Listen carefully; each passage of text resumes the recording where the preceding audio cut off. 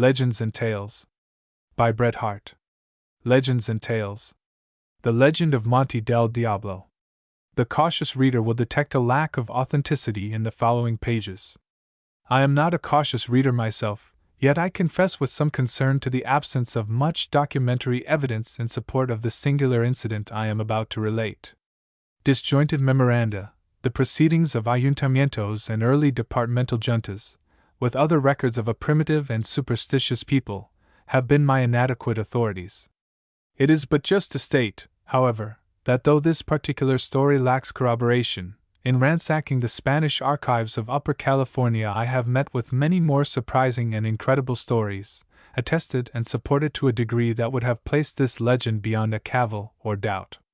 I have, also, never lost faith in the legend myself, and in so doing have profited much from the examples of divers grant claimants, who have often jostled me in their more practical researches, and who have my sincere sympathy at the skepticism of a modern hard-headed and practical world. For many years after Father Junipero Cerro first rang his bell in the wilderness of Upper California, the spirit which animated that adventurous priest did not wane. The conversion of the heathen went on rapidly in the establishment of missions throughout the land. So sedulously did the good fathers set about their work, that around their isolated chapels there presently arose adobe huts, whose mud-plastered and savage tenants partook regularly of the provisions, and occasionally of the sacrament, of their pious hosts. Nay, so great was their progress, that one zealous padre is reported to have administered the Lord's Supper one Sabbath morning to over 300 heathen salvages. It was not to be wondered that the enemy of souls, being greatly incensed thereat, and alarmed at his decreasing popularity, should have grievously tempted and embarrassed these holy fathers, as we shall presently see. Yet they were happy, peaceful days for California. The vagrant keels of prying commerce had not as yet ruffled the lordly gravity of her bays. No torn and ragged gulch betrayed the suspicion of golden treasure. The wild oats drooped idly in the morning heat, or wrestled with the afternoon breezes. Deer and antelope dotted the plain. The watercourses brawled in their familiar channels, nor dreamed of ever shifting their regular tide. The wonders of the Yosemite and Calaveras were as yet unrecorded. The Holy Fathers noted little of the landscape beyond the barbaric prodigality with which the quick soil repaid the sowing. A new conversion, the advent of a saint's day, or the baptism of an Indian baby, was at once the chronicle and marvel of their day. At this blissful epoch there lived at the mission of San Pablo Father Jose Antonio Haro, a worthy brother of the Society of Jesus. He was of tall and cadaverous aspect. A somewhat romantic history had given a poetic interest to his lugubrious visage. While a youth, pursuing his studies at famous Salamanca, he had become enamored of the charms of Dona Carmen de Torrensevera, as that lady passed to her matutinal devotions. Untoward circumstances, hastened, perhaps, by a wealthier suitor, brought this amour to a disastrous issue, and Father Jose entered a monastery, taking upon himself the vows of celibacy. It was here that his natural fervor and poetic enthusiasm conceived expression as a missionary. A longing to convert the uncivilized heathen succeeded his frivolous earthly passion, and a desire to explore and develop unknown fastnesses continually possessed him. In his flashing eye and somber exterior was detected a singular commingling of the discreet Las Casas and the impetuous Balboa. Fired by this pious zeal, Father Jose went forward in the van of Christian pioneers. On reaching Mexico, he obtained authority to establish the mission of San Pablo. Like the good Junipero, accompanied only by an acolyte and muleteer, he unsaddled his mules in a dusky canyon, and rang his bell in the wilderness. The savages, a peaceful, inoffensive, and inferior race, presently flocked around him. The nearest military post was far away, which contributed much to the security of these pious pilgrims, who found their open trustfulness and amiability better fitted to repress hostility than the presence of an armed, suspicious, and brawling soldiery. So the good Father Jose said matins and prime, mass and vespers, in the heart of sin and heathenism, taking no heed to himself, but looking only to the welfare of the Holy Church. Conversion soon followed, and on the 7th of July 1760, the first Indian baby was baptized, an event which, as Father Jose piously records, exceeds the richness of gold or precious jewels or the chancing upon the Ophir of Solomon. I quote this incident as best suited to show the ingenious blending of poetry and piety which distinguished Father José's record. The mission of San Pablo progressed and prospered until the pious founder thereof, like the infidel Alexander, might have wept that there were no more heathen worlds to conquer.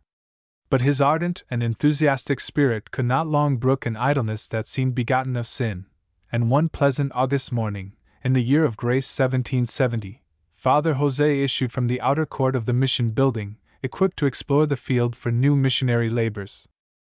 Nothing could exceed the quiet gravity and unpretentiousness of the little cavalcade. First rode a stout muleteer, leading a pack mule laden with the provisions of the party, together with a few cheap crucifixes and hawks' bells. After him came the devout Padre José, bearing his breviary and cross, with a black sirapa thrown around his shoulders, while on either side trotted a dusky convert, anxious to show a proper sense of their regeneration by acting as guides into the wilds of their heathen brethren. Their new condition was agreeably shown by the absence of the usual mud plaster, which in their unconverted state they assumed to keep away vermin and cold. The morning was bright and propitious. Before their departure, Mass had been said in the chapel, and the protection of St. Ignatius invoked against all contingent evils, but especially against bears, which, like the fiery dragons of old, seemed to cherish unconquerable hostility to the Holy Church. As they wound through the canyon, charming birds disported upon boughs and sprays, and sober quails piped from the alders. The willowy watercourses gave a musical utterance, and the long grass whispered on the hillside. On entering the deeper defile, above them towered dark green masses of pine, and occasionally the madrono shook its bright scarlet berries. As they toiled up many a steep ascent, Father José sometimes picked up fragments of scoria, which spake to his imagination of direful volcanoes and impending earthquakes. To the less scientific mind of the muleteer Ignacio they had even a more terrifying significance, and he once or twice snuffed the air suspiciously, and declared that it smelt of sulphur. So the first day of their journey wore away, and at night they encamped without having met a single heathen face. It was on this night that the enemy of souls appeared to Ignacio in an appalling form. He had retired to a secluded part of the camp and had sunk upon his knees in prayerful meditation, when he looked up and perceived the arch-fiend in the likeness of a monstrous bear. The evil one was seated on his hind legs immediately before him, with his 4 paws joined together just below his black muzzle. Wisely conceiving this remarkable attitude to be in mockery and derision of his devotions, the worthy muleteer was transported with fury. Seizing an arquebus, he instantly closed his eyes and fired. When he had recovered from the effects of the terrific discharge, the apparition had disappeared. Father José, awakened by the report, reached the spot only in time to chide the muleteer for wasting powder and ball in a contest with one whom a single ave would have been sufficient to utterly discomfit. What further reliance he placed on Ignacio's story is not known, but in commemoration of a worthy Californian custom, the place was called La Canada de la Tentación del Pio Muletero, or the Glen of the Temptation of the Pious Muleteer, a name which it retains to this day. The next morning the party, issuing from a narrow gorge, came upon a long valley, sere and burnt with the shadeless heat. Its lower extremity was lost in a fading line of low hills, which, gathering might and volume toward the upper end of the valley, upheaved a stupendous bulwark against the breezy north. The peak of this awful spur was just touched by a fleecy cloud that shifted to and fro like a banneret. Father José gazed at it with mingled awe and admiration. By a singular coincidence, the muleteer Ignacio uttered the simple ejaculation, "Diablo!" As they penetrated the valley, they soon began to miss the agreeable life and companionable echoes of the canyon they had quitted. Huge fissures in the parched soil seemed to gape as with thirsty mouths. A few squirrels darted from the earth, and disappeared as mysteriously before the jingling needles. A gray wolf trotted leisurely along just ahead. But whichever way Father José turned, the mountain always asserted itself and arrested his wandering eye. Out of the dry and arid valley, it seemed to spring into cooler and bracing life. Deep cavernous shadows dwelt along its base, rocky fastnesses appeared midway of its elevation, and on either side huge black hills diverged like massy roots from a central trunk. His lively fancy pictured these hills peopled with a majestic and intelligent race of savages, and looking into futurity, he already saw a monstrous cross crowning the dome-like summit. Far different were the sensations of the muleteer, who saw in those awful solitudes only fiery dragons, colossal bears, and breakneck trails. The converts, Concepcion and Incarnation, trotting modestly beside the padre, recognized, perhaps, some manifestation of their former weird mythology. At nightfall they reached the base of the mountain. Here Father Jose unpacked his mules, said vespers, and formally ringing his bell, called upon the Gentiles within hearing to come and accept the holy faith. The echoes of the black frowning hills around him caught up the pious invitation, and repeated it at intervals, but no Gentiles appeared that night.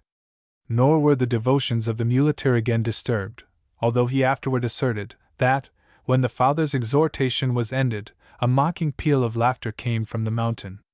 Nothing daunted by these intimations of the near hostility of the evil one, Father Jose declared his intention to ascend the mountain at early dawn, and before the sun rose the next morning he was leading the way. The ascent was in many places difficult and dangerous. Huge fragments of rock often lay across the trail, and after a few hours' climbing they were forced to leave their mules in a little gully, and continue the ascent afoot. Unaccustomed to such exertion, Father Jose often stopped to wipe the perspiration from his thin cheeks. As the day wore on, a strange silence oppressed them. Except the occasional pattering of a squirrel, or a rustling in the chimiso bushes, there were no signs of life. The half-human print of a bear's foot sometimes appeared before them, at which Ignacio always crossed himself piously. The eye was sometimes cheated by a dripping from the rocks, which on closer inspection proved to be a resinous oily liquid with an abominable sulphurous smell. When they were within a short distance of the summit, the discreet Ignacio, selecting a sheltered nook for the camp, slipped aside and busied himself in preparations for the evening, leaving the Holy Father to continue the ascent alone. Never was there a more thoughtless act of prudence, never a more imprudent piece of caution. Without noticing the desertion, buried in pious reflection, Father Jose pushed mechanically on, and reaching the summit, cast himself down and gazed upon the prospect. Below him lay a succession of valleys opening into each other like gentle lakes, until they were lost to the southward. Westerly the distant range hid the bosky Canada which sheltered the mission of San Pablo. In the farther distance the Pacific Ocean stretched away, bearing a cloud of fog upon its bosom, which crept through the entrance of the bay, and rolled thickly between him and the northeastward. The same fog hid the base of mountain and the view beyond. Still, from time to time the fleecy veil parted, and timidly disclosed charming glimpses of mighty rivers, mountain defile, and rolling plains, sere with ripened oats, and bathed in the glow of the setting Sunday. As Father Jose gazed, he was penetrated with a pious longing. Already his imagination, filled with enthusiastic conceptions, beheld all that vast expanse gathered under the mild sway of the holy faith, and peopled with zealous converts. Each little knoll in fancy became crowned with a chapel. From each dark canyon gleamed the white walls of a mission building. Growing bolder in his enthusiasm, and looking farther into futurity, he beheld a new Spain rising on these savage shores. He already saw the spires of stately cathedrals, the domes of palaces, vineyards, gardens, and groves. Convents, half hid among the hills, peeping from plantations of branching limes, and long processions of chanting nuns wound through the defile. So completely was the good father's conception of the future confounded with the past, that even in their choral strain the well-remembered accents of Carmen struck his ear. He was busied in these fanciful imaginings, when suddenly over that extended prospect the faint, distant tolling of a bell rang sadly out, and died. It was the Angelus. Father Jose listened with superstitious exultation. The mission of San Pablo was far away, and the sound must have been some miraculous omen. But never before, to his enthusiastic sense, did the sweet seriousness of this angelic symbol come with such strange significance. With the last faint peal, his glowing fancy seemed to cool, the fog closed in below him, and the good father remembered he had not had his supper. He had risen and was wrapping his sirapa around him, when he perceived for the first time that he was not alone. Nearly opposite, and where should have been the faithless Ignacio, a grave and decorous figure was seated. His appearance was that of an elderly hidalgo, dressed in mourning, with mustaches of iron gray carefully waxed and twisted around a pair of lantern jaws. The monstrous hat and prodigious feather, the enormous ruff and exaggerated trunk hose, contrasted with a frame shriveled and wizened, all belonged to a century previous. Yet Father Jose was not astonished. His adventurous life and poetic imagination, continually on the lookout for the marvelous, gave him a certain advantage over the practical and material-minded. He instantly detected the diabolical quality of his visitant, and was prepared. With equal coolness and courtesy he met the cavalier's obeisance. "I ask your pardon, Sir Priest," said the stranger, "for disturbing your meditations. Pleasant they must have been, and right fanciful, I imagine, when occasioned by so fair a prospect. Worldly, perhaps, Sir Devil, for such I take you to be," said the Holy Father, as the stranger bowed his black plumes to the ground.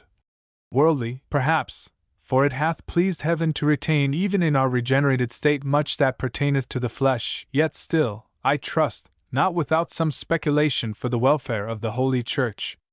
In dwelling upon yon fair expanse, mine eyes have been graciously opened with prophetic inspiration, and the promise of the heathen as an inheritance hath marvelously recurred to me. For there can be none lack such diligence in the true faith, but may see that even the conversion of these pitiful salvages hath a meaning. As the blessed St. Ignatius discreetly observes," continued Father Jose, clearing his throat and slightly elevating his voice, "the heathen is given to the warriors of Christ, even as the pearls of rare discovery which gladden the hearts of shipmen, nay, I might say." But here the stranger, who had been wrinkling his brows and twisting his mustaches with well-bred patience, took advantage of an oratorical pause. "It grieves me, Sir Priest, to interrupt the current of your eloquence as discourteously as I have already broken your meditations, but the day already waneth tonight. I have a matter of serious import to make with you. Could I entreat your cautious consideration a few moments?" Father Jose hesitated. The temptation was great, and the prospect of acquiring some knowledge of the great enemy's plans not the least trifling object. And if the truth must be told, there was a certain decorum about the stranger that interested the padre. Though well aware of the protean shapes the arch-fiend could assume, and though free from the weaknesses of the flesh, Father Jose was not above the temptations of the spirit. Had the devil appeared, as in the case of the pious St. Anthony, in the likeness of a comely damsel, the good father, with his certain experience of the deceitful sex, would have whisked her away in the saying of a paternoster. But there was, added to the security of age, a grave sadness about the stranger, a thoughtful consciousness as of being at a great moral disadvantage, which at once decided him on a magnanimous course of conduct. The stranger then proceeded to inform him that he had been diligently observing the Holy Father's triumphs in the valley. That, far from being greatly exercised thereat, he had been only grieved to see so enthusiastic and chivalrous an antagonist wasting his zeal in a hopeless work. For, he observed, the issue of the great battle of good and evil had been otherwise settled, as he would presently show him. "It wants but a few moments of night," he continued, "and over this interval of twilight, as you know, I have been given complete control. Look to the west." As the padre turned, the stranger took his enormous hat from his head, and waved it 3 times before him. At each sweep of the prodigious feather, the fog grew thinner, until it melted impalpably away, and the former landscape returned, yet warm with the glowing Sunday. As Father Jose gazed, a strain of martial music arose from the valley, and issuing from a deep canyon, the good father beheld a long cavalcade of gallant cavaliers, habited like his companion.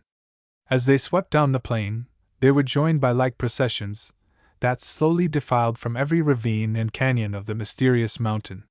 From time to time the peal of a trumpet swelled fitfully upon the breeze, the cross of Santiago glittered, and the royal banners of Castile and Aragon waved over the moving column. So they moved on solemnly toward the sea, where, in the distance, Father Jose saw stately caravels, bearing the same familiar banner, awaiting them. The good padre gazed with conflicting emotions, and the serious voice of the stranger broke the silence. "Thou hast beheld, Sir Priest, the fading footprints of adventurous Castile. Thou hast seen the declining glory of old Spain, declining as yonder brilliant Sunday the sceptre she hath wrested from the heathen is fast dropping from her decrepit and fleshless grasp. The children she hath fostered shall know her no longer. The soil she hath acquired shall be lost to her as irrevocably as she herself hath thrust the Moor from her own Granada. The stranger paused, and his voice seemed broken by emotion. At the same time, Father Jose, whose sympathizing heart yearned toward the departing banners, cried in poignant accents, "Farewell, ye gallant cavaliers and Christian soldiers! Farewell, thou Nunez de Balboa! Thou Alonso de Ojeda!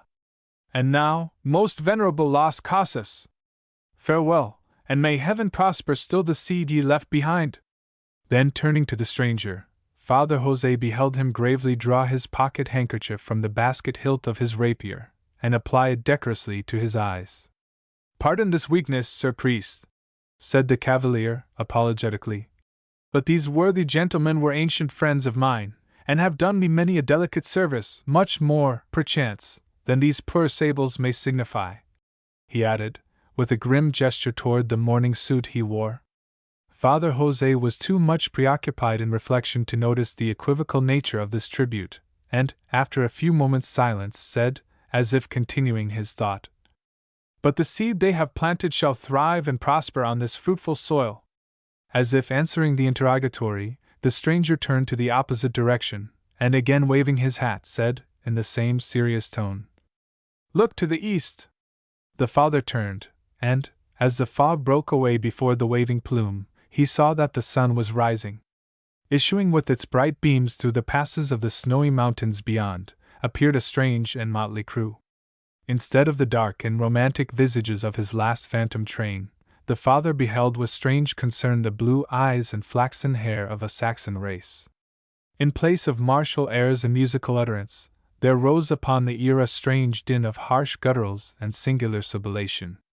Instead of the decorous tread and stately mien of the cavaliers of the former vision, they came pushing, bustling, panting, and swaggering.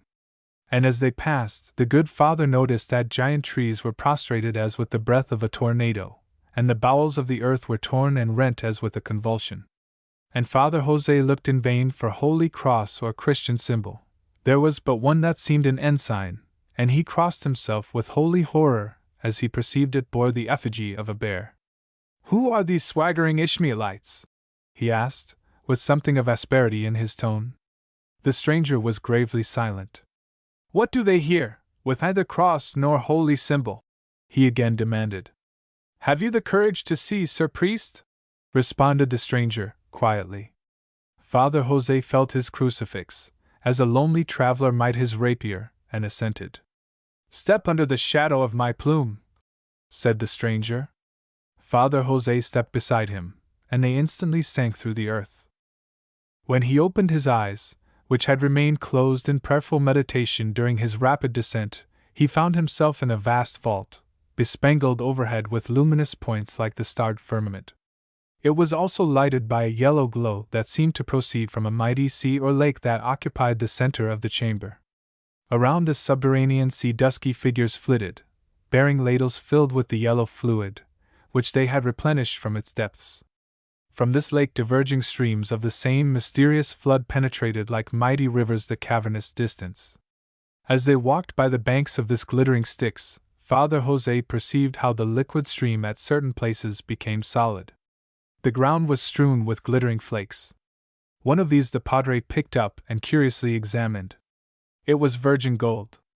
An expression of discomfiture overcast the good father's face at this discovery, but there was trace neither of malice nor satisfaction in the stranger's air, which was still of serious and fateful contemplation. When Father Jose recovered his equanimity, he said bitterly, "This, then, Sir Devil, is your work! This is your deceitful lure for the weak souls of sinful nations! So would you replace the Christian grace of Holy Spain? This is what must be," returned the stranger, gloomily. "But listen, Sir Priest. It lies with you to avert the issue for a time. Leave me here in peace. Go back to Castile, and take with you your bells, your images, and your missions. Continue here, and you only precipitate results. Stay! promise me you will do this, and you shall not lack that which will render your old age an ornament and a blessing." And the stranger motioned significantly to the lake. It was here, the legend discreetly relates, that the devil showed, as he always shows sooner or later, his cloven hoof. The worthy padre, sorely perplexed by his threefold vision, and if the truth must be told, a little nettled at this wresting away of the glory of holy Spanish discovery, had shown some hesitation. But the unlucky bribe of the enemy of souls touched his Castilian spirit. Starting back in deep disgust, he brandished his crucifix in the face of the unmasked fiend, and in a voice that made the dusky vault resound cried, "Avanti, Sathanas! Diabolus, I defy thee! What?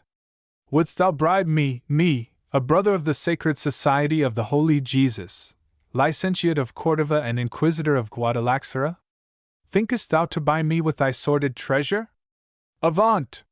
What might have been the issue of this rupture, and how complete might have been the triumph of the Holy Father over the archfiend, who was recoiling aghast at these sacred titles and the flourishing symbol, we can never know, for at that moment the crucifix slipped through his fingers. Scarcely had it touched the ground before devil and Holy Father simultaneously cast themselves toward it. In the struggle they clinched, and the pious Jose, who was as much the superior of his antagonist in bodily as in spiritual strength, was about to treat the great adversary to a back somersault, when he suddenly felt the long nails of the stranger piercing his flesh. A new fear seized his heart, a numbing chillness crept through his body, and he struggled to free himself, but in vain. A strange roaring was in his ears, the lake and cavern danced before his eyes and vanished, and with a loud cry he sank senseless to the ground. When he recovered his consciousness, he was aware of a gentle swaying motion of his body. He opened his eyes, and saw it was high noon, and that he was being carried in a litter through the valley. He felt stiff, and looking down, perceived that his arm was tightly bandaged to his side. He closed his eyes and after a few words of thankful prayer, thought how miraculously he had been preserved, and made a vow of candlesticks to the blessed Saint Jose. He then called in a faint voice, and presently the penitent Ignacio stood beside him. The joy the poor fellow felt at his patron's returning consciousness for some time choked his utterance. He could only ejaculate, "A miracle! Bless Saint Jose, he lives!" and kiss the padre's bandaged hand. Father Jose, more intent on his last night's experience, waited for his emotion to subside, and asked where he had been found. "On the mountain, your reverence, but a few varas from where he attacked you." "How, you saw him then?" asked the padre, in unfeigned astonishment. "Saw him, your reverence! Mother of God, I should think I did! And your reverence shall see him too, if he ever comes again within range of Ignacio's arquebus." "What mean you, Ignacio?" said the padre, sitting bolt upright in his litter. "Why, the bear, your reverence, the bear, Holy Father, who attacked your worshipful person while you were meditating on the top of yonder mountain." "Ah," said the Holy Father, lying down again. "Chut, child! I would be at peace." When he reached the mission, he was tenderly cared for, and in a few weeks was enabled to resume those duties from which, as will be seen, not even the machinations of the evil one could divert him. The news of his physical disaster spread over the country, and a letter to the Bishop of Guadalaxara contained a confidential and detailed account of the good father's spiritual temptation. But in some way the story leaked out, and long after Jose was gathered to his fathers, his mysterious encounter formed the theme of thrilling and whispered narrative. The mountain was generally shunned. It is true that Señor Joaquin Pedrillo afterward located a grant near the base of the mountain, but as Sonora Pedrillo was known to be a termagant half-breed, the señor was not supposed to be over-fastidious. Such is the legend of Monte del Diablo. As I said before, it may seem to lack essential corroboration. The discrepancy between the father's narrative and the actual climax has given rise to some skepticism on the part of ingenious quibblers. All such I would simply refer to that part of the report of Señor Julio Cerro, subprefect of San Pablo, before whom a test of the above was made. Touching this matter, the worthy prefect observes that although the body of Father Jose doth show evidence of grievous conflict in the flesh, yet that is no proof that the enemy of souls, who could assume the figure of a decorous elderly caballero, could not at the same time transform himself into a bear for his own vile purposes. The Adventure of Padre Vincenzo. A Legend of San Francisco. One pleasant New Year's Eve, about 40 years ago, Padre Vincenzo was slowly picking his way across the sandhills from the Mission Dolores. As he climbed the crest of the ridge beside Mission Creek, his broad, shining face might have been easily mistaken for the beneficent image of the rising moon, so bland was its smile and so indefinite its features. For the Padre was a man of notable reputation and character. His ministration at the Mission of San Jose had been marked with cordiality and unction. He was adored by the simple-minded savages, and had succeeded in impressing his individuality so strongly upon them that the very children were said to have miraculously resembled him in feature. As the holy man reached the loneliest portion of the road, he naturally put spurs to his mule as if to quicken that decorous pace which the obedient animal had acquired through long experience of its master's habits. The locality had an unfavorable reputation.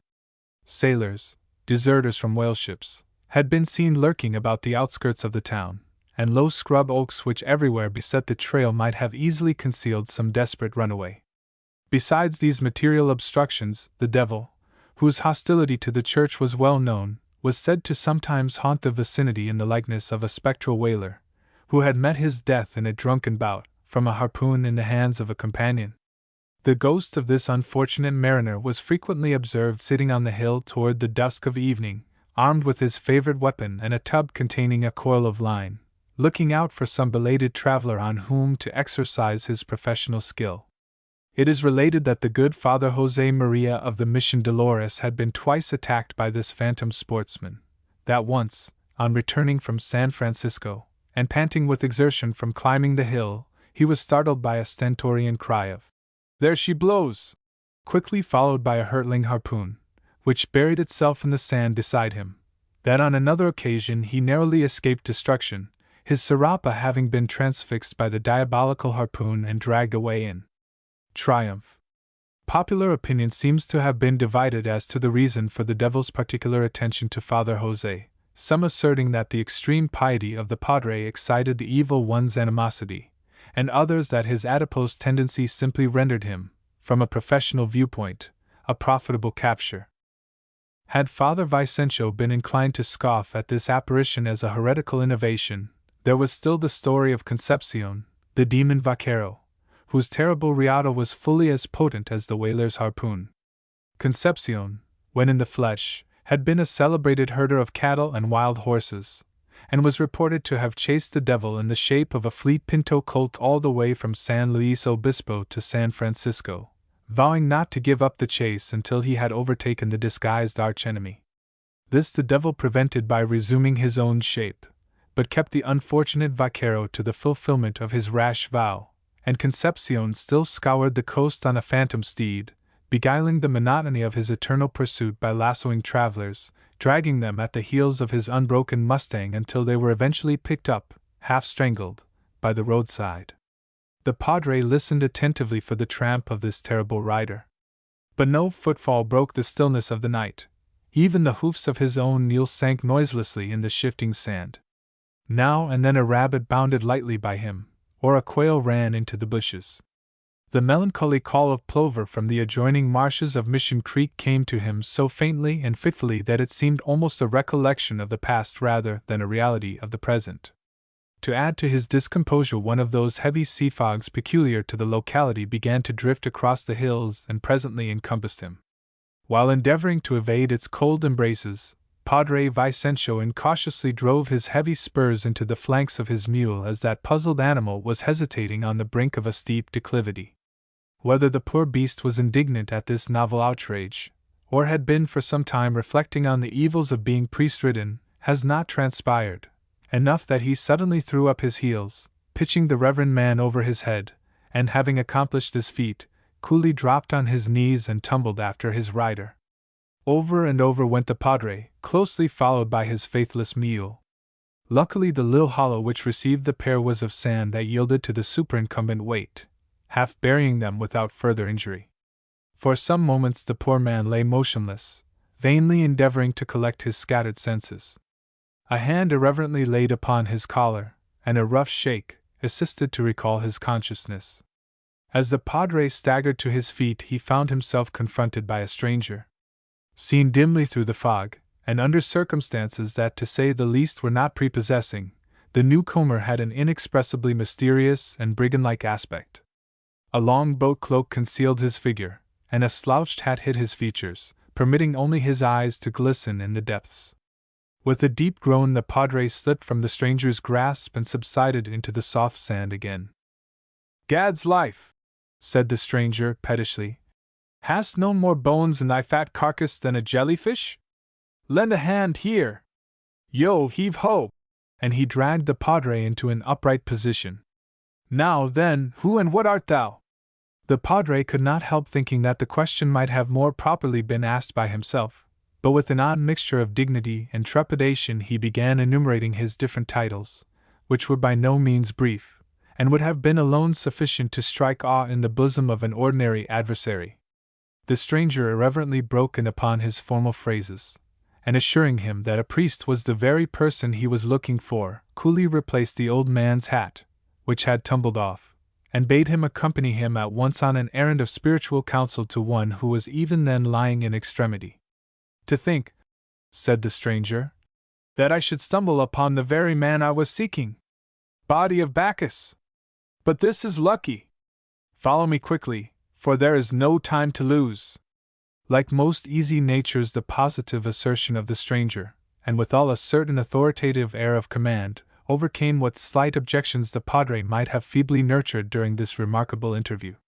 The spiritual invitation was one, also, that he dared not refuse. Not only that, but it tended somewhat to remove the superstitious dread with which he had begun to regard the mysterious stranger. But following at a respectful distance, the padre could not help observing with a thrill of horror that the stranger's footsteps made no impression on the sand, and his figure seemed at times to blend and incorporate itself with the fog, until the holy man was obliged to wait for its reappearance. In one of these intervals of embarrassment he heard the ringing of the far-off mission bell, proclaiming the hour of midnight. Scarcely had the last stroke died away before the announcement was taken up and repeated by a multitude of bells of all sizes, and the air was filled with the sound of striking clocks and the pealing of steeple chimes. The old man uttered a cry of alarm. The stranger sharply demanded the cause. "The bells! Did ye not hear them?" gasped Padre Vicencio. "Tush! Tush!" answered the stranger. "Thy fall hath set triple bob majors ringing in thine ears. Come on!" The padre was only too glad to accept the explanation conveyed in this discourteous answer. But he was destined for another singular experience. When they had reached the summit of the eminence now known as Russian Hill, an exclamation again burst from the padre. The stranger turned to his companion with an impatient gesture, but the padre heeded him not. The view that burst upon his sight was such as might well have engrossed the attention of a more enthusiastic temperament. The fog had not yet reached the hill, and the long valleys and hillsides of the Embarcadero below were glittering with the light of a populous city. "Look!" said the padre, stretching his hand over the spreading landscape. "Look, dost thou not see the stately squares and brilliantly lighted avenues of a mighty metropolis? Dost thou not see, as it were, another firmament below? A vast heaving, reverend man, and quit this folly," said the strange, dragging the bewildered padre after him. "Behold rather the stars knocked out of thy hollow noddle by the fall thou hast had. Prithee, get over thy visions and rhapsodies, for the time is wearing apace." The padre humbly followed without another word.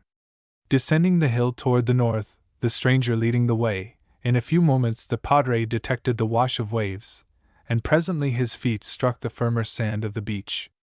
Here the stranger paused, and the padre perceived a boat lying in readiness hard by.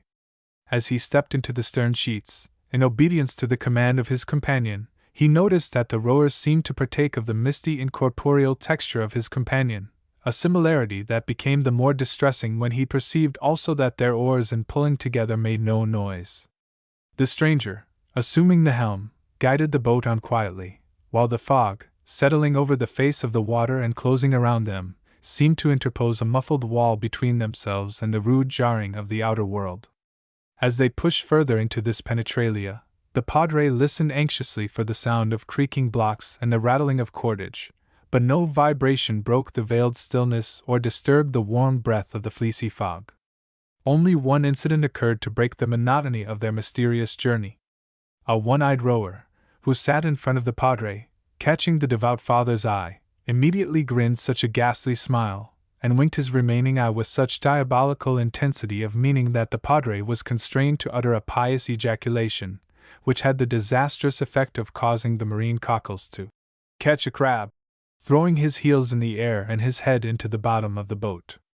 But even this accident did not disturb the gravity of the rest of the ghastly boat's crew. When, as it seemed to the padre, 10 minutes had elapsed, the outline of a large ship loomed up directly across their bow. Before he could utter the cry of warning that rose to his lips, or brace himself against the expected shock, the boat passed gently and noiselessly through the sides of the vessel, and the holy man found himself standing on the berth deck of what seemed to be an ancient caravel. The boat and boat's crew had vanished. Only his mysterious friend, the stranger, remained. By the light of a swinging lamp the padre beheld him standing beside a hammock, whereon, apparently, lay the dying man to whom he had been so mysteriously summoned. As the padre, in obedience to a sign from his companion, stepped to the side of the sufferer, he feebly opened his eyes and thus addressed him.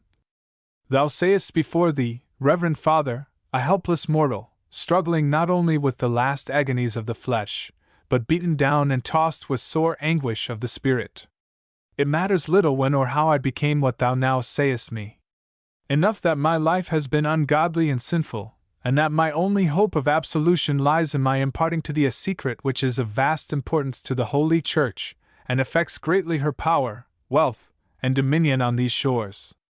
But the terms of this secret and the conditions of my absolution are peculiar. I have but 5 minutes to live. In that time I must receive the extreme unction of the Church. And thy secret?" said the Holy Father. "Shall be told afterwards," answered the dying man. "Come, my time is short. Shrive me quickly." The padre hesitated. "Couldst thou not tell this secret first?" "Impossible," said the dying man, with what seemed to the padre a momentary gleam of triumph. Then, as his breath grew feebler, he called impatiently, "Shrive me! Shrive me! Let me know at least what this secret concerns," suggested the padre, insinuatingly. "Shrive me first," said the dying man. But the priest still hesitated, parleying with the sufferer until the ship's bell struck, when, with a triumphant, mocking laugh from the stranger, the vessel suddenly fell to pieces, amid the rushing of waters which at once involved the dying man, the priest, and the mysterious stranger. The padre did not recover his consciousness until high noon the next day, when he found himself lying in a little hollow between the mission hills, and his faithful mule a few paces from him, cropping the sparse herbage. The padre made the best of his way home, but wisely abstained from narrating the facts mentioned above, until after the discovery of gold, when the whole of this veracious incident was related, with the assertion of the padre that the secret which was thus mysteriously snatched from his possession was nothing more than the discovery of gold, years since, by the runaway sailors from the expedition of Sir Francis Drake. The Legend of Devil's Point. On the northerly shore of San Francisco Bay, at a point where the Golden Gate broadens into the Pacific, stands a bluff promontory. It affords shelter from the prevailing winds to a semicircular bay on the east. Around this bay the hillside is bleak and barren, but there are traces of former habitation in a weather-beaten cabin and deserted corral. It is said that these were originally built by an enterprising squatter, who for some unaccountable reason abandoned them shortly after. The jumper, who succeeded him, disappeared one day, quite as mysteriously. The third tenant, who seemed to be a man of sanguine, hopeful temperament, divided the property into building lots, staked off the hillside, and projected the map of a new metropolis. Failing, however, to convince the citizens of San Francisco that they had mistaken the site of their city, he presently fell into dissipation and despondency. He was frequently observed haunting the narrow strip of beach at low tide, or perched upon the cliff at high water. In the latter position a sheep-tender one day found him, cold and pulseless, with a map of his property in his hand, and his face turned toward the distant sea. Perhaps these circumstances gave the locality its infelicitous reputation. Vague rumors were bruited of a supernatural influence that had been exercised on the tenants. Strange stories were circulated of the origin of the diabolical title by which the promontory was known. By some it was believed to be haunted by the spirit of one of Sir Francis Drake's sailors who had deserted his ship in consequence of stories told by the Indians of gold discoveries, but who had perished by starvation on the rocks. A vaquero who had once passed a night in the ruined cabin related how a strangely dressed and emaciated figure had knocked at the door at midnight and demanded food. Other storytellers, of more historical accuracy, roundly asserted that Sir Francis himself had been little better than a pirate, and had chosen this spot to conceal quantities of ill-gotten booty, taken from neutral bottoms, and had protected his hiding place by the orthodox means of hellish incantation and diabolic agencies. On moonlight nights a shadowy ship was sometimes seen standing off and on, or when fogs encompassed sea and shore the noise of oars rising and falling in their rowlocks could be heard muffled and indistinctly during the night. Whatever foundation there might have been for these stories, it was certain that a more weird and desolate-looking spot could not have been selected for their theatre. High hills, verdureless and enfiladed with dark canadas, cast their gaunt shadows on the tide. During a greater portion of the day the wind, which blew furiously and incessantly, seemed possessed with a spirit of fierce disquiet and unrest. Toward nightfall the sea fog crept with soft step through the portals of the Golden Gate, or stole in noiseless marches down the hillside, tenderly soothing the wind-buffeted face of the cliff, until sea and sky were hid together. At such times the populous city beyond and the nearer settlements seemed removed to an infinite distance. An immeasurable loneliness settled upon the cliff. The creaking of a windlass, or the monotonous chant of sailors on some unseen, outlying ship, came faint and far, and full of mystic suggestion. About a year ago a well-to-do middle-aged broker of San Francisco found himself at nightfall the sole occupant of a plunger, encompassed in a dense fog, and drifting toward the Golden Gate. This unexpected termination of an afternoon's sail was partly attributable to his want of nautical skill, and partly to the effect of his usually sanguine nature. Having given up the guidance of his boat to the wind and tide, he had trusted too implicitly for that reaction which his business experience assured him was certain to occur in all affairs, aquatic as well as terrestrial. "The tide will turn soon," said the broker confidently, "or something will happen." He had scarcely settled himself back again in the stern sheets, before the bow of the plunger, obeying some mysterious impulse, veered slowly around and a dark object loomed up before him. A gentle eddy carried the boat further inshore, until at last it was completely embayed under the lee of a rocky point now faintly discernible through the fog. He looked around him in the vain hope of recognizing some familiar headland. The tops of the high hills which rose on either side were hidden in the fog. As the boat swung around, he succeeded in fastening a line to the rocks, and sat down again with a feeling of renewed confidence and security. It was very cold. The insidious fog penetrated his tightly buttoned coat, and set his teeth to chattering in spite of the aid he sometimes drew from a pocket flask. His clothes were wet, and the stern sheets were covered with spray. The comforts of fire and shelter continually rose before his fancy as he gazed wistfully on the rocks. In sheer despair he finally drew the boat toward the most accessible part of the cliff and essayed to ascend. This was less difficult than it appeared, and in a few moments he had gained the hill above. A dark object at a little distance attracted his attention, and on approaching it proved to be a deserted cabin. The story goes on to say that having built a roaring fire of stakes pulled from the adjoining corral, with the aid of a flask of excellent brandy, he managed to pass the early part of the evening with comparative comfort. There was no door in the cabin, and the windows were simply square openings, which freely admitted the searching fog. But in spite of these discomforts, being a man of cheerful, sanguine temperament, he amused himself by poking the fire, and watching the ruddy glow which the flames threw on the fog from the open door. In this innocent occupation a great weariness overcame him, and he fell asleep. He was awakened at midnight by a loud halloo, which seemed to proceed directly from the sea. Thinking it might be the cry of some boatman lost in the fog, he walked to the edge of the cliff, but the thick veil that covered sea and land rendered all objects at the distance of a few feet indistinguishable. He heard, however, the regular strokes of oars rising and falling on the water. The halloo was repeated. He was clearing his throat to reply, when to his surprise an answer came apparently from the very cabin he had quitted. Hastily retracing his steps, he was the more amazed, on reaching the open door, to find a stranger warming himself by the fire. Stepping back far enough to conceal his own person, he took a good look at the intruder. He was a man of about 40, with a cadaverous face.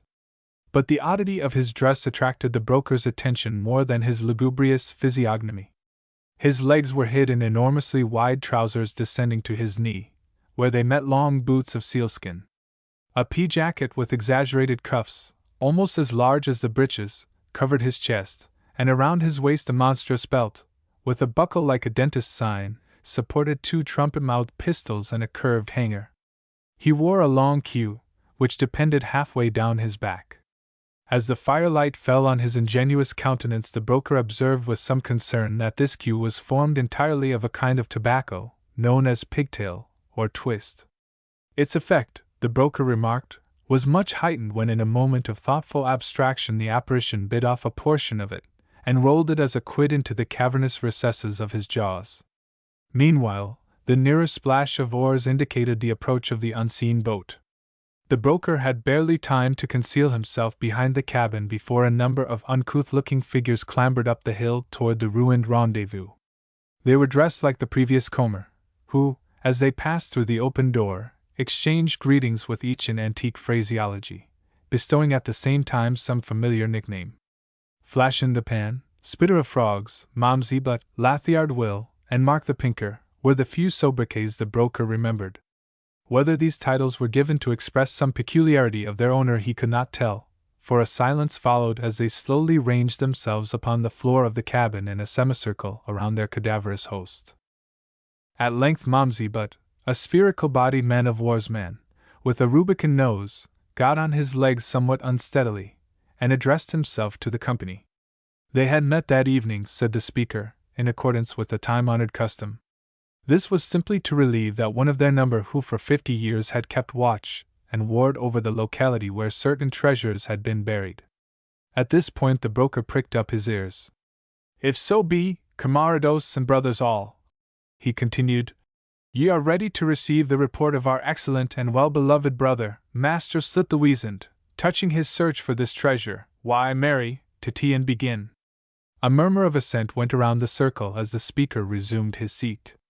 Master Slittheweasand slowly opened his lantern jaws, and began. He had spent much of his time in determining the exact location of the treasure. He believed, nay, he could state positively, that its position was now settled. It was true he had done some trifling little business outside. Modesty forbade his mentioning the particulars, but he would simply state that of the 3 tenants who had occupied the cabin during the past 10 years, none were now alive. Applause, and cries of, "Go to! Thou wast always a tall fellow!" and the like. Mark the Pinker next arose. Before proceeding to business, he had a duty to perform in the sacred name of friendship. It ill became him to pass an eulogy upon the qualities of the speaker who had preceded him, for he had known him from boyhood's hour. Side by side they had wrought together in the Spanish War. For a neat hand with the Toledo he challenged his equal, while how nobly and beautifully he had won his present title of Slittheweasand, all could testify.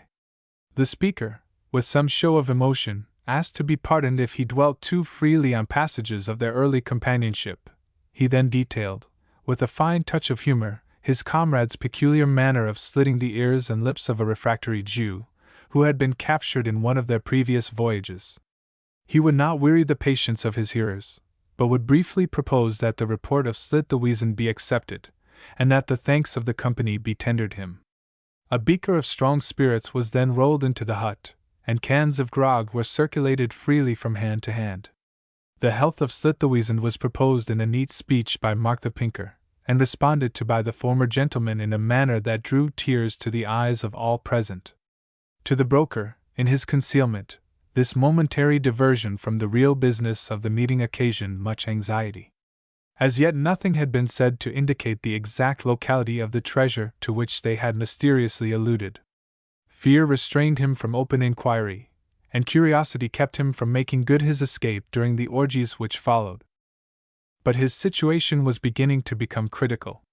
Flash in the Pan, who seemed to have been a man of choleric humor, taking fire during some hotly contested argument, discharged both his pistols at the breast of his opponent. The balls passed through on each side immediately below his armpits, making a clean hole, through which the horrified broker could see the firelight behind him. The wounded man, without betraying any concern, excited the laughter of the company, by jocosely putting his arms akimbo, and inserting his thumbs into the orifices of the wounds, as if they had been armholes.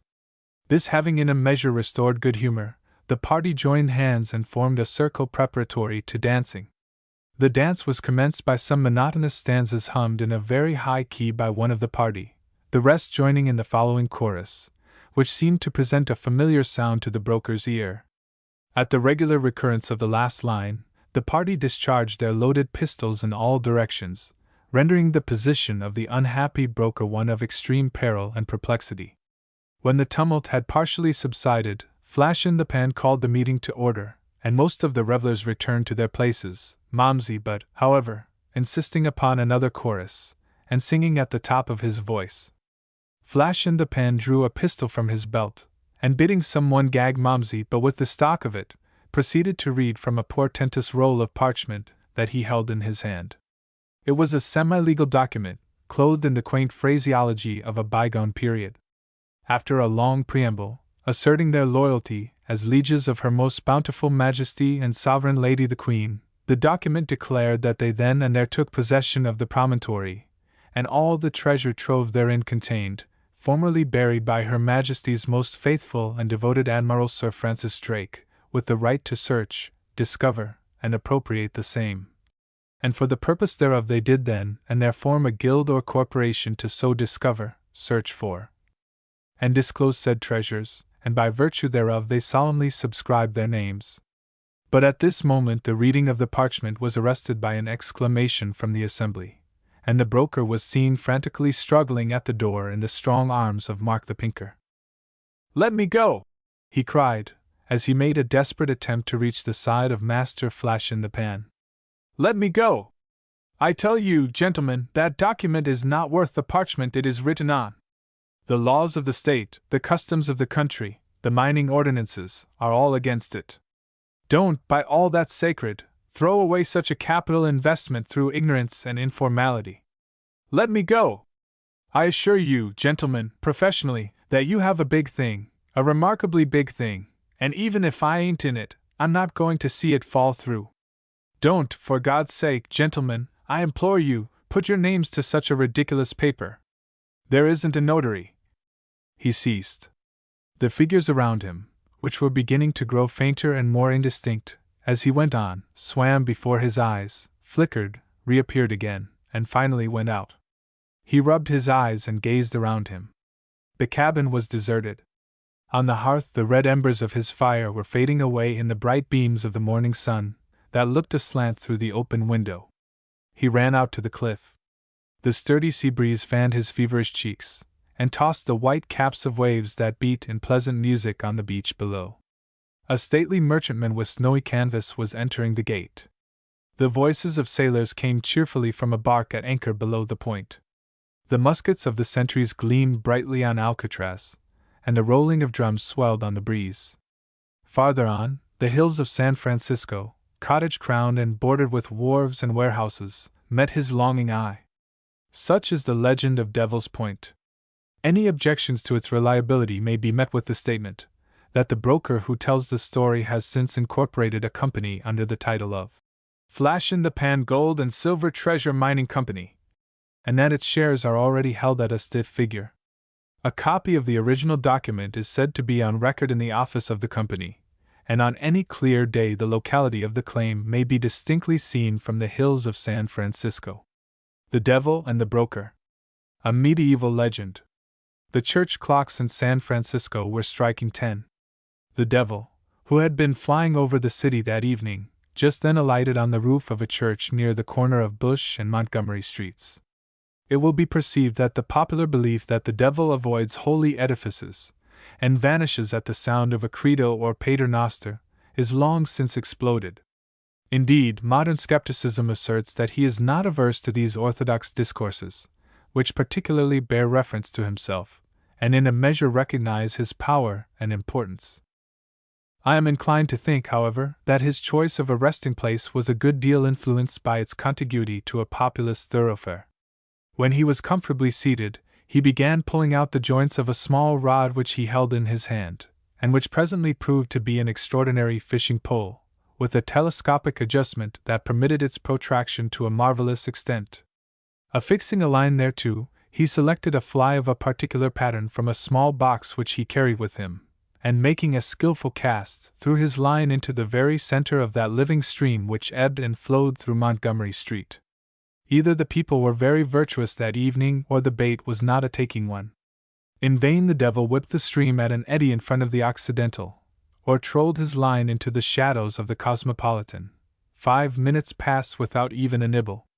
"Dear me," quoth the devil, "that's very singular. One of my most popular flies, too. Why, they'd have risen by shoals in Broadway or Beacon Street for that. Well, here goes another." And fitting a new fly from his well-filled box, he gracefully recast his line. For a few moments there was every prospect of sport. The line was continually bobbing and the nibbles were distinct and gratifying. Once or twice the bait was apparently gorged and carried off in the upper stories of the hotels to be digested at leisure.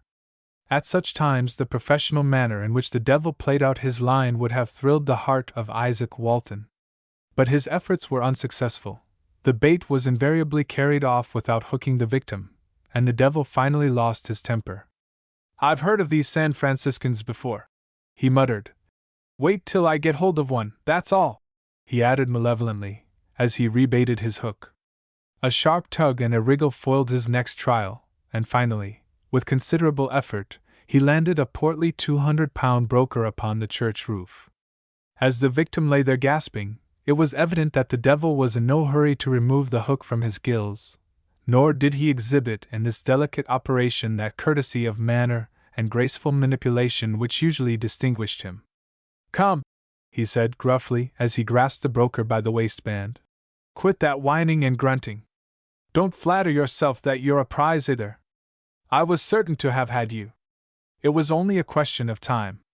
It is not that, my lord, which troubles me," whined the unfortunate wretch, as he painfully wriggled his head, "but that I should have been fooled by such a paltry bait.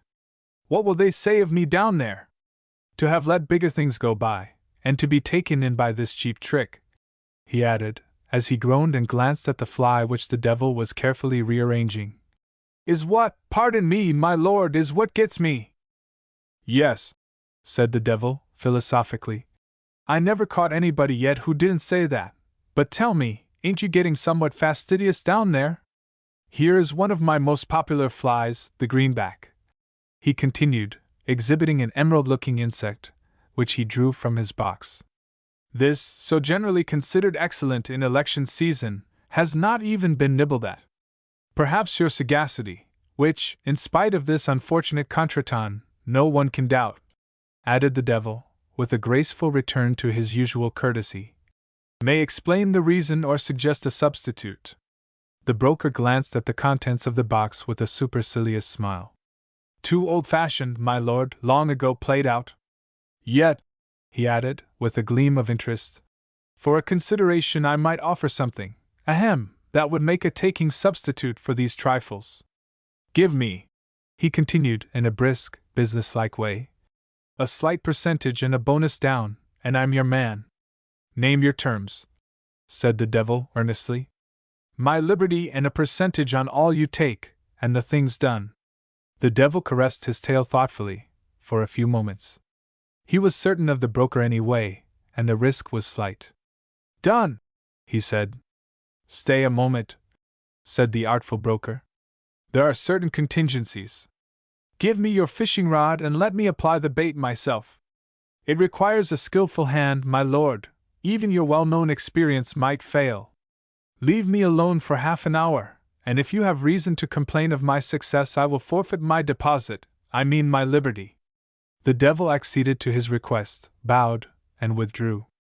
Alighting gracefully in Montgomery Street, he dropped into Mead and Company's clothing store, where, having completely equipped himself a la mode, he sallied forth intent on his personal enjoyment. Determining to sink his professional character, he mingled with the current of human life, and enjoyed, with that immense capacity for excitement peculiar to his nature, the whirl, bustle, and feverishness of the people, as a purely aesthetic gratification unalloyed by the cares of business. What he did that evening does not belong to our story. We return to the broker, whom we left on the roof. When he made sure that the devil had retired, he carefully drew from his pocket-book a slip of paper and affixed it on the hook. The line had scarcely reached the current before he felt a bite. The hook was swallowed. To bring up his victim rapidly, disengage him from the hook, and reset his line, was the work of a moment. Another bite and the same result. Another, and another. In a very few minutes the roof was covered with his panting spoil. The broker could himself distinguish that many of them were personal friends. Nay, some of them were familiar frequenters of the building on which they were now miserably stranded. That the broker felt a certain satisfaction in being instrumental in thus misleading his fellow brokers no one acquainted with human nature will for a moment doubt. But a stronger pull on his line caused him to put forth all his strength and skill. The magic pole bent like a coach whip. The broker held firm, assisted by the battlements of the church. Again and again it was almost wrested from his hand, and again he slowly reeled in a portion of the tightening line. At last, with one mighty effort, he lifted to the level of the roof a struggling object. A howl like pandemonium rang through the air as the broker successfully landed at his feet, the devil himself. The two glared fiercely at each other. The broker, perhaps mindful of his former treatment, evinced no haste to remove the hook from his antagonist's jaw. When it was finally accomplished, he asked quietly if the devil was satisfied. That gentleman seemed absorbed in the contemplation of the bait which he had just taken from his mouth. "I am," he said finally, "and forgive you, but what do you call this?" "Bend low," replied the broker, as he buttoned up his coat ready to depart. The devil inclined his ear. "I call it Wild Cat, the Ogress of Silverland, or The Diverting History of Prince Badfella and Prince Bulbul. In the second year of the reign of the renowned Caliph Lo there dwelt in Silverland, adjoining his territory, a certain terrible ogress. She lived in the bowels of a dismal mountain, where she was in the habit of confining such unfortunate travelers as ventured within her domain. The country for miles around was sterile and barren. In some places it was covered with a white powder, which was called in the language of the country alkali, and was supposed to be the pulverized bones of those who had perished miserably in her service. In spite of this, every year, great numbers of young men devoted themselves to the service of the ogress, hoping to become her godsons, and to enjoy the good fortune which belonged to that privileged class. For these godsons had no work to perform, either at the mountain nor elsewhere, but roamed about the world with credentials of their relationship in their pockets, which they called stoke, which was stamped with the stamp and sealed with the seal of the ogress, and which enabled them at the end of each moon to draw large quantities of gold and silver from her treasury. And the wisest and most favored of those godsons were the princes Badfella and Bulba. They knew all the secrets of the ogress, and how to wheedle and coax her. They were also the favorites of Superintendent, who was her Lord High Chamberlain and Prime Minister, and who dwelt in Silverland. One day, Superintendent said to his servants, "What is that which travels the most surely, the most secretly, and the most swiftly?" And they all answered as one man, "Lightning, my lord, travels the most surely, the most swiftly, and the most secretly." Then said Superintendent, "Let lightning carry this message secretly, swiftly, and surely to my beloved friends the Princes Badfella and Bulba, and tell them that their godmother is dying, and bid them seek some other godmother or sell their stoke ere it becomes badgy, worthless." "Bekesam!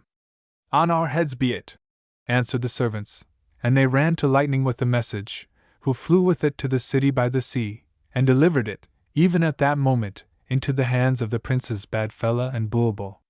Now the Prince Badfella was a wicked young man, and when he had received this message he tore his beard and rent his garment, and reviled his godmother, and his friend superintendent.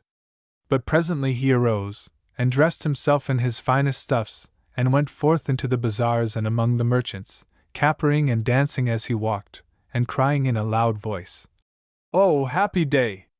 Oh, day worthy to be marked with a white stone!" This he said cunningly, thinking the merchants and men of the bazaars would gather about him, which they presently did, and began to question him. "What news, O most worthy and serene highness? Tell us, that we make merry too." Then replied the cunning prince, "Good news, O my brothers, for I have heard this day that my godmother in Silverland is well." The merchants, who were not aware of the substance of the real message, envied him greatly, and said one to another, "Surely our brother the Prince Badfella is favored by Allah above all men." And they were about to retire, when the prince checked them, saying, "Tarry for a moment. Here are my credentials or stoke. The same I will sell you for 50,000 sequins, for I have to give a feast today, and need much gold. Who will give 50,000? And he again fell to capering and dancing. But this time the merchants drew a little apart, and some of the oldest and wisest said, "What dirt is this which the prince would have us swallow? If his godmother were well, why should he sell his stoke? Bismillah! The olives are old and the jar is broken." When Prince Badfella perceived them whispering, his countenance fell, and his knees smote against each other through fear. But dissembling again, he said, "Well, so be it. Lo, I have much more than shall abide with me, for my days are many and my wants are few. Say 40,000 sequins for my stoke and let me depart in Allah's name. Who will give 40,000 sequins to become the godson of such a healthy mother?" And he again fell to capering and dancing, but not as gaily as before, for his heart was troubled. The merchants, however, only moved farther away. 30,000 sequins! Cried Prince Badfella, but even as he spoke they fled before his face, crying, "His godmother is dead! Lo, the jackals are defiling her grave! Mashallah! He has no godmother!" And they sought out Panic, the swift-footed messenger, and bade him shout through the bazaars that the godmother of Prince Badfella was dead. When he heard this, the prince fell upon his face, and rent his garments, and covered himself with the dust of the marketplace. As he was sitting thus, a porter passed him with jars of wine on his shoulders, and the prince begged him to give him a jar, for he was exceeding thirsty and faint. But the porter said, "What will my lord give me first?" And the prince, in very bitterness of spirit, said, "Take this," and handed him his stoke, and so exchanged it for a jar of wine. Now the Prince Bulbul was of a very different disposition. When he received the message of superintendent he bowed his head, and said, "It is the will of God." Then he rose, and without speaking a word entered the gates of his palace. But his wife, the peerless Marie Jahan, perceiving the gravity of his countenance, said, "Why is my lord cast down and silent? Why are those rare and priceless pearls, his words, shut up so tightly between those gorgeous oyster shells, his lips?" But to this he made no reply. Thinking further to divert him, she brought her lute into the chamber, and stood before him, and sang the song and danced the dance of Ben Cotton, which is called Ibrahim's daughter, but she could not lift the veil of sadness from his brow. When she had ceased, the Prince Bulbul rose and said, "Allah is great, and what am I, his servant, but the dust of the earth? Lo, this day has my godmother sickened unto death, and my stoke become as a withered palm leaf. Call hither my servants and camel drivers, and the merchants that have furnished me with stuffs, and the beggars who have feasted at my table, and bid them take all that is here, for it is mine no longer." With these words he buried his face in his mantle and wept aloud. But Marie Jahan, his wife, plucked him by the sleeve. "Prithee, my lord," said she, "bethink thee of the broker or scrivener, who besought thee but yesterday to share thy stoke with him and gave thee his bond for 50,000 sequins." But the noble Prince Bulbul, raising his head, said, "Shall I sell to him for 50,000 sequins that which I know is not worth a sou marquis? For is not all the broker's wealth, even his wife and children, pledged on that bond? Shall I ruin him to save myself? Allah forbid! Rather let me eat the salt fish of honest penury, than the kebabs of dishonorable affluence. Rather let me wallow in the mire of virtuous oblivion, than repose on the divan of luxurious wickedness. When the prince had given utterance to this beautiful and edifying sentiment, a strain of gentle music was heard, and the rear wall of the apartment, which had been ingeniously constructed like a flat, opened and discovered the ogress of Silverland in the glare of blue fire, seated on a triumphal car attached to two ropes which were connected with the flies, in the very act of blessing the unconscious prince. When the walls closed again without attracting his attention, Prince Bulba rose, dressed himself in his coarsest and cheapest stuffs, and sprinkled ashes on his head, and in this guise, having embraced his wife, went forth into the bazaars. In this it will be perceived how differently the good Prince Bulba acted from the wicked Prince Badfella, who put on his gayest garments to simulate and deceive. Now when Prince Bulba entered the chief bazaar, where the merchants of the city were gathered in council, he stood up in his accustomed place, and all that were there held their breath, for the noble Prince Bulbul was much respected. "Let the broker, whose bond I hold for 50,000 sequins, stand forth," said the prince. And the broker stood forth from among the merchants. Then said the prince, "Here is thy bond for 50,000 sequins, for which I was to deliver unto thee 1/2 of my stoke. Know, then, O my brother, and now too, O Aga of the brokers, that this my stoke which I pledged to thee is worthless. For my godmother, the ogress of Silverland, is dying. Thus do I release thee from thy bond, and from the poverty which might overtake thee as it has even me, thy brother, the Prince Bulba." And with that the noble Prince Bulba tore the bond of the broker into pieces and scattered it to the four winds. Now when the prince tore up the bond there was a great commotion, and some said, "Surely the Prince Bulba is drunken with wine." And others, "He is possessed of an evil spirit." And his friends expostulated with him, saying, "What thou hast done is not the custom of the bazaars, behold, it is not biz." But to all the prince answered gravely, "It is right, on my own head be it." But the oldest and wisest of the merchants, they who had talked with Prince Badfella the same morning, whispered together, and gathered around the broker whose bond the Prince Bulba had torn up. "Hark ye," said they, "our brother the Prince Bulba is cunning as a jackal. What bosh is this about ruining himself to save thee? Such a thing was never heard before in the bazaars. It is a trick, O thou mooncalf of a broker! Dost thou not see that he has heard good news from his godmother, the same that was even now told us by the Prince Badfella, his confederate, and that he would destroy thy bond for 50,000 sequins because his stoke is worth 100,000? Be not deceived, O too credulous broker! For this what our brother the prince doeth is not in the name of Allah, but of Biz, the only god known in the bazaars of the city." When the foolish broker heard these things he cried, "Justice, O Aga of the brokers, justice and the fulfillment of my bond! Let the prince deliver unto me the stoke. Here are my 50,000 sequins." But the prince said, "Have I not told that my godmother is dying, and that my stoke is valueless?" At this the broker only clamored the more for justice, and the fulfillment of his bond. Then the Aga of the brokers said, "Since the bond is destroyed, behold thou hast no claim. Go thy ways!" But the broker again cried, "Justice, my lord Aga! Behold, I offer the prince 70,000 sequins for his stoke." But the prince said, "It is not worth 1 sequin." Then the Aga said, "Bismillah! I cannot understand this. Whether thy godmother be dead, or dying, or immortal, does not seem to signify.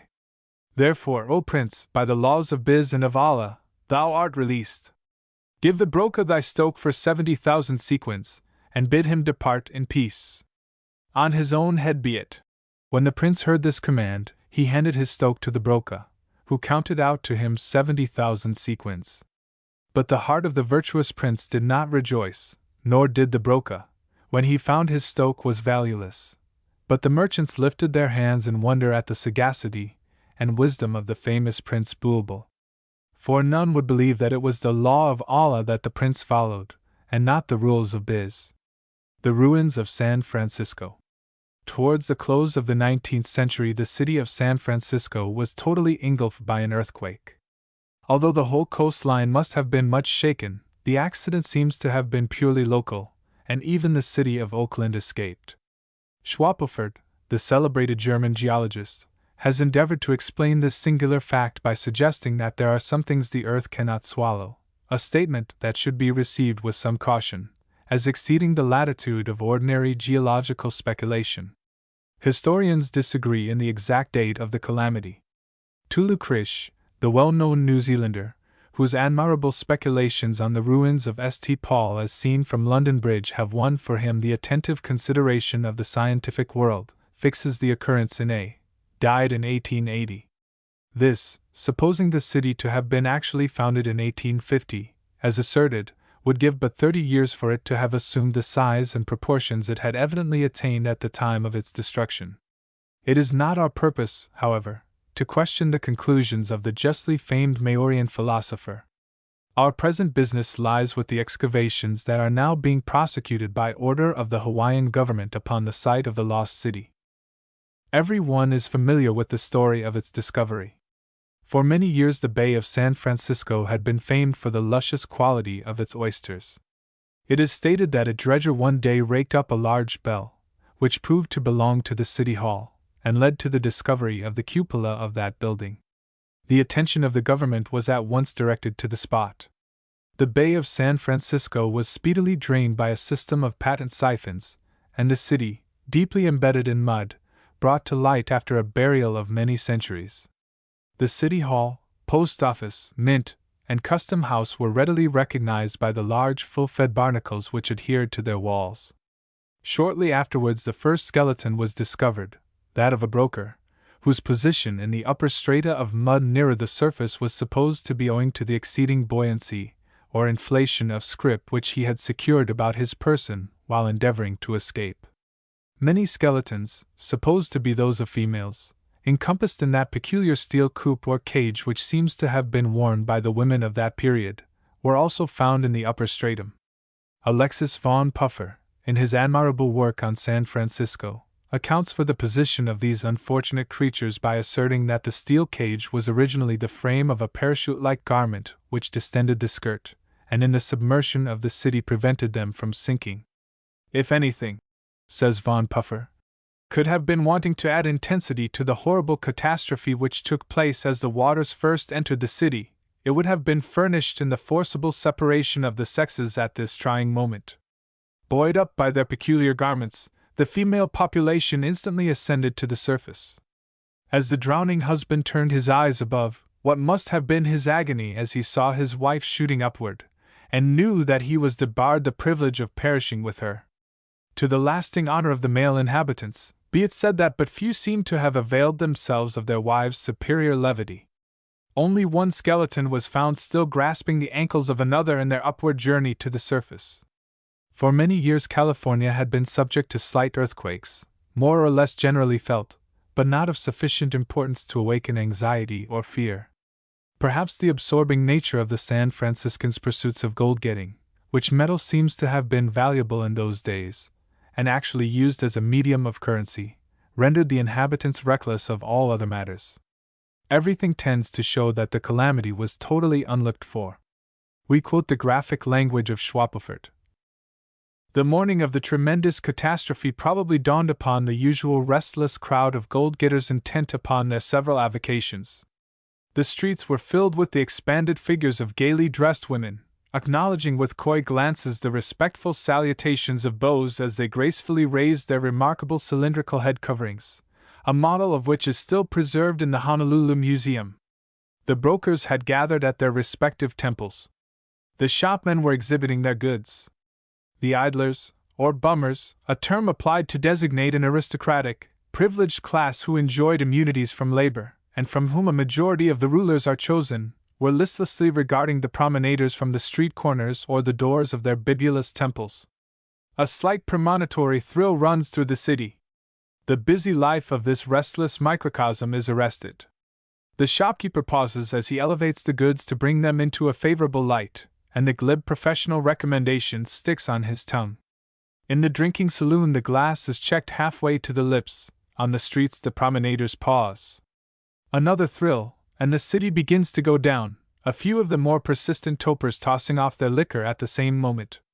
Beyond a terrible sensation of nausea, the crowds who now throng the streets do not realize the extent of the catastrophe. The waters of the bay recede at first from the center of depression, assuming a concave shape, the outer edge of the circle towering many thousand feet above the city. Another convulsion, and the water instantly resumes its level. The city is smoothly engulfed 9,000 feet below, and the regular swell of the Pacific calmly rolls over it. Terrible, says Schwapelfert, in conclusion, as the calamity must have been, in direct relation to the individuals immediately concerned therein, we cannot but admire its artistic management, the division of the catastrophe into 3 periods, the completeness of the cataclysms, and the rare combination of sincerity of intention with felicity of execution. A night at Wingdam. I had been stage-ridden and bewildered all day, and when we swept down with the darkness into the Arcadian hamlet of Wingdam, I resolved to go no farther, and rolled out in a gloomy and dyspeptic state. The effects of a mysterious pie, and some sweetened carbonic acid known to the proprietor of the halfway house as lemon sody, still oppressed me. Even the facetiae of the gallant expressman who knew everybody's Christian name along the route, who rained letters, newspapers, and bundles from the top of the stage, whose legs frequently appeared in frightful proximity to the wheels, who got on and off while we were going at full speed, whose gallantry, energy, and superior knowledge of travel crushed all us other passengers to envious silence, and who just then was talking with several persons and manifestly doing something else at the same time, even this had failed to interest me. So I stood gloomily, clutching my shawl and carpet bag, and watched the stage roll away, taking a parting look at the gallant expressman as he hung on the top rail with one leg, and lit his cigar from the pipe of a running footman. I then turned toward the Wingdam Temperance Hotel. It may have been the weather, or it may have been the pie, but I was not impressed favorably with the house. Perhaps it was the name extending the whole length of the building, with a letter under each window, making the people who looked out dreadfully conspicuous. Perhaps it was that temperance always suggested to my mind rusks and weak tea. It was uninviting. It might have been called the Total Abstinence Hotel, from the lack of anything to intoxicate or enthrall the senses. It was designed with an eye to artistic dreariness. It was so much too large for the settlement that it appeared to be a very slight improvement on outdoors. It was unpleasantly new. There was the forest flavor of dampness about it, and a slight spicing of pine. Nature, outraged, but not entirely subdued, sometimes broke out afresh in little round, sticky, resinous tears on the doors and windows. It seemed to me that boarding there must seem like a perpetual picnic. As I entered the door, a number of the regular boarders rushed out of a long room, and set about trying to get the taste of something out of their mouths, by the application of tobacco in various forms. A few immediately ranged themselves around the fireplace, with their legs over each other's chairs, and in that position silently resigned themselves to indigestion. Remembering the pie, I waived the invitation of the landlord to supper, but suffered myself to be conducted into the sitting-room. Mine host was a magnificent-looking, heavily bearded specimen of the animal man. He reminded me of somebody or something connected with the drama. I was sitting beside the fire, mutely wondering what it could be, and trying to follow the particular chord of memory thus touched, into the intricate past, when a little delicate-looking woman appeared at the door, and leaning heavily against the casing, said in an exhausted tone, "Husband!" As the landlord turned toward her, that particular remembrance flashed before me in a single line of blank verse. It was this: 2 souls with but one single thought, 2 hearts that beat as one. It was Ingomar and Parthenia his wife. I imagined a different denouement from the play. Ingomar had taken Parthenia back to the mountains, and kept a hotel for the benefit of the Alemanni, who resorted there in large numbers. Poor Parthenia was pretty well fagged out, and did all the work without help. She had 2 young barbarians, a boy and a girl. She was faded, but still good-looking. I sat and talked with Ingomar, who seemed perfectly at home and told me several stories of the Alemanni, all bearing a strong flavor of the wilderness, and being perfectly in keeping with the house. How he, Ingomar, had killed a certain dreadful bar, whose skin was just up, over his bed. How he, Ingomar, had killed several bucks, whose skins had been prettily fringed and embroidered by Parthenia, and even now clothed him. How he, Ingomar, had killed several Injuns, and was once nearly scalped himself. All this with that ingenious candor which is perfectly justifiable in a barbarian, but which a Greek might feel inclined to look upon as blowing. Thinking of the wearied Parthenia, I began to consider for the first time that perhaps she had better marry the old Greek. Then she would at least have always looked neat. Then she would not have worn a woolen dress flavored with all the dinners of the past year. Then she would not have been obliged to wait on the table with her hair half down. Then the 2 children would not have hung about her skirts with dirty fingers, palpably dragging her down day by day. I suppose it was the pie which put such heartless and improper ideas in my head, and so I rose up and told Ingomar I believed I'd go to bed. Preceded by that redoubtable barbarian and a flaring tallow candle, I followed him upstairs to my room. It was the only single room he had, he told me. He had built it for the convenience of married parties who might stop here, but, that event not happening yet, he had left it half furnished. It had cloth on one side, and large cracks on the other. The wind, which always swept over Wingdam at night time, puffed through the apartment from different apertures.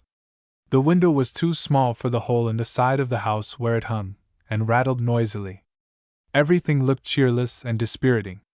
Before Ingomar left me, he brought that bar-skin, and throwing it over the solemn bier which stood in one corner, told me he reckoned that would keep me warm, and then bade me good night.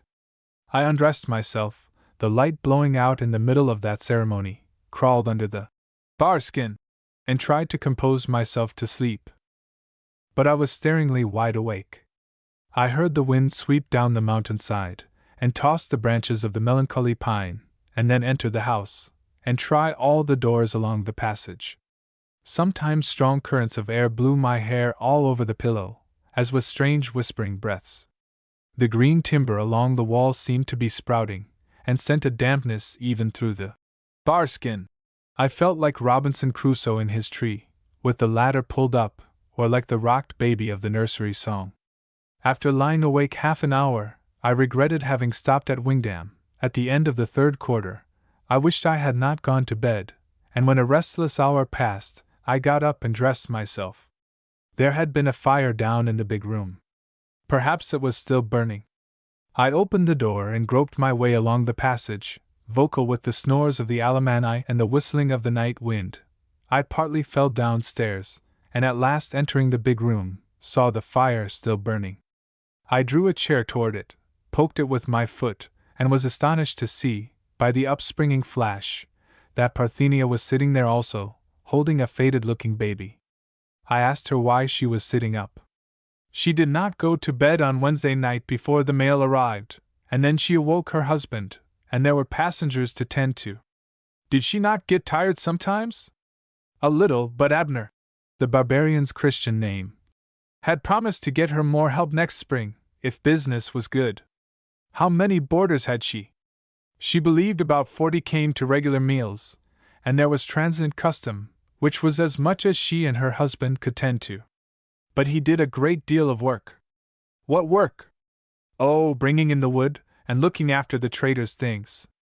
How long had she been married? About 9 years. She had lost a little girl and boy. 3 children living. He was from Illinois. She from Boston. Had an education, Boston Female High School, geometry, algebra, a little Latin and Greek. Mother and father died. Came to Illinois alone, to teach school. Saw him, yes, a love match. 2 souls, etc., etc. Married and emigrated to Kansas. Thence across the plains to California. Always on the outskirts of civilization. He liked it. She might sometimes have wished to go home. Would like to on account of her children. Would like to give them an education. Had taught them a little herself, but couldn't do much on account of other work. Hoped that the boy would be like his father, strong and hardy. Was fearful the girl would be more like her. Had often thought she was not fit for a pioneer's wife. Why? Oh, she was not strong enough, and had seen some of his friends' wives in Kansas who could do more work. But he never complained, was so kind. 2 souls, etc. Sitting there with her head leaning pensively on one hand, holding the poor, wearied, and limp-looking baby wearily on the other arm, dirty, drabbled, and forlorn, with the firelight playing upon her features no longer fresh or young, but still refined and delicate, and even in her grotesque slovenliness still bearing a faint reminiscence of birth and breeding. It was not to be wondered that I did not fall into excessive raptures over the barbarian's kindness. Emboldened by my sympathy, she told me how she had given up, little by little, what she imagined to be the weakness of her early education, until she found that she acquired but little strength in her new experience. How, translated to a backwoods society, she was hated by the women, and called proud and fine, and how her dear husband lost popularity on that account with his fellows. How, led partly by his roving instincts, and partly from other circumstances, he started with her to California. An account of that tedious journey.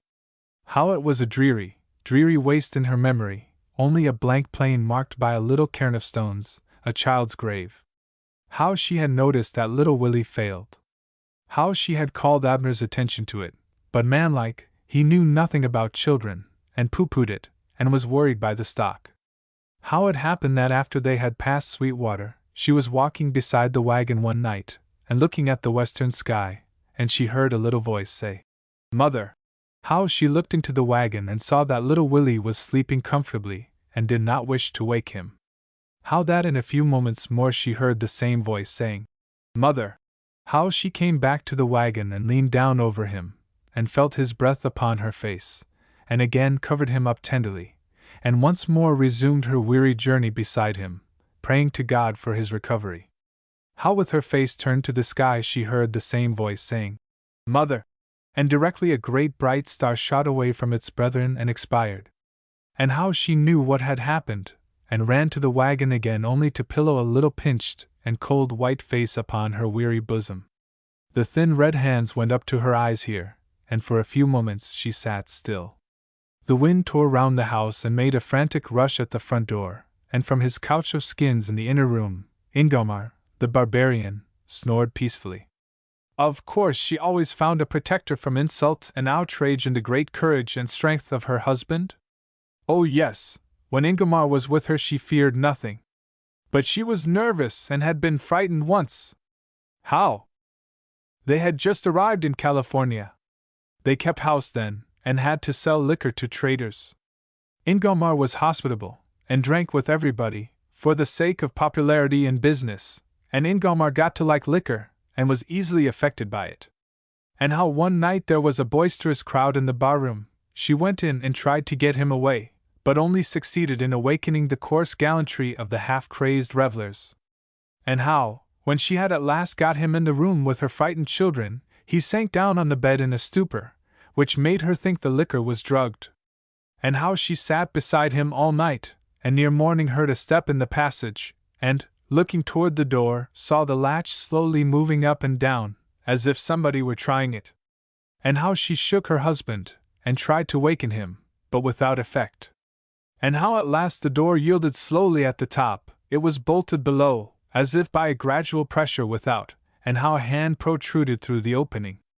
And how as quick as lightning she nailed that hand to the wall with her scissors, her only weapon, but the point broke, and somebody got away with a fearful oath.